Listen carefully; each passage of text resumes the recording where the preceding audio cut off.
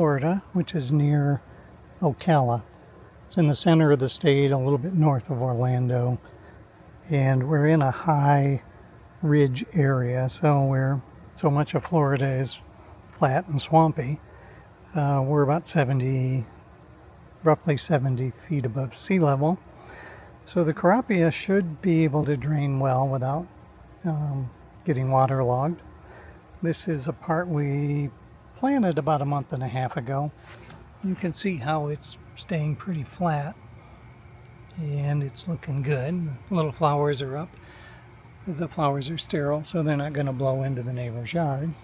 And we finally finished the last part of the plugs going in. That's this little corner of our yard here. I still have to blow the leaves off, but you can see the plugs are spreading out. We planted them about a foot apart, and they like it back here. So we'll wander around. We've got some other things we're planting here, but we put some in here on the walkway in the back. We have a very narrow backyard, by the way. There's our pool, and there's our walkway, and there's our back wall. So not much room here, maybe 6 or 8 feet. But you can see they're coming up. The Kurapia is doing well. It's Kurapia. We buy it online from Kurapia.com. And if you're from Florida, if you've ever seen frog fruit, this is very, very similar to frog fruit. But you can see here where it pops up a little bit as it's getting established, but then it lays down into a thick mat that tends to push out the weeds and really makes it nice for walking. And just a reminder, the reason we're doing this is Florida has, I think, 90-some% of our waterways, rivers, streams, lakes, estuaries, are impaired as classified by the EPA, which means over 90% of the water in Florida, inside the state and estuaries, cannot be used for its original purpose. And if that doesn't scare you, nothing probably will. So why we're doing this is trying to get some of the fertilizer and chemicals out of the watershed. And Kurapia, because it grows its roots down fairly quickly, they'll go down 7 feet, which is further than most weeds go, but it protects it from droughts. Here you can see our side yard, and it's filling in very nicely. And it's a pretty steep embankment here, probably a 60-degree, 50 or 60-degree slope there. Kurapia is really good for that. Again, we have a pretty sandy area here, so some areas haven't filled in very much yet. But it's looking good.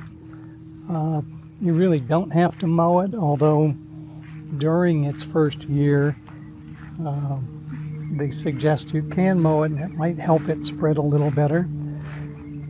Again, this is summer in Florida, so you can see some of the old grass, and some of the weeds are still trying to come up a little, but I think what's going to happen this winter is when the drought hits Florida, and I think we'll turn the sprinklers off, and we'll see if we can, I guess, parch the weeds enough to where they don't come back as much next year, theoretically. But we don't use chemicals. We pretty much just pull the weeds out while it's starting. And again, this is when it rains heavily, which it does in Florida in the summer. It makes the Kurapia do better. Here's our front yard. But it does not, it also, the rain makes the weeds grow better. So you kind of lose a little bit in the summer. But the Kurapia is getting better and better. This has been in for 8 months now. And you can see how tightly it is. I don't know if you can see my foot there. Yeah, I mean it hugs the ground rather nicely. We kind of think, oh look, we got some herons wandering by. You gotta love Florida, all the stuff that goes on here. So anyway, you can see it's grown a little more over here. And I think that's because we're near the water meter. And I think maybe there's a leak under here somewhere on the water company side. Our bill hasn't gone up, but they've been out to look at it. Here's a good thing. You can see the Kurapia, nice green stuff. And over here is the St. Augustine, which has weeds and stuff in it also. The St. Augustine is really a thirsty grass and takes lots of chemicals and fertilizer. And in Florida, that's the opposite of what we need to clean up our waterways. And one of the bigger polluters of nutrient pollution is yards. And one of the bigger uses of water is yards. So our yard is a test to see if we can convert over to Kurapia.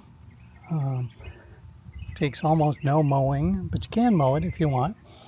If you don't want the little flowers in the spring, you can mow them off, and that way if you've got a lot of kids playing in the yard, it's not going to keep the bees under their feet. But you can see here, it's filling in nicely. For 6 months, 7 months, it's growing very well. And we've had some issues with some of the dirt that we had put in we thought was going to be sterile and not have any weed seeds in it, and that was wrong. And there was a lot of stuff we learned, but it's really beginning to look nice, and we're very happy with how it's turned out. We'll do another update soon.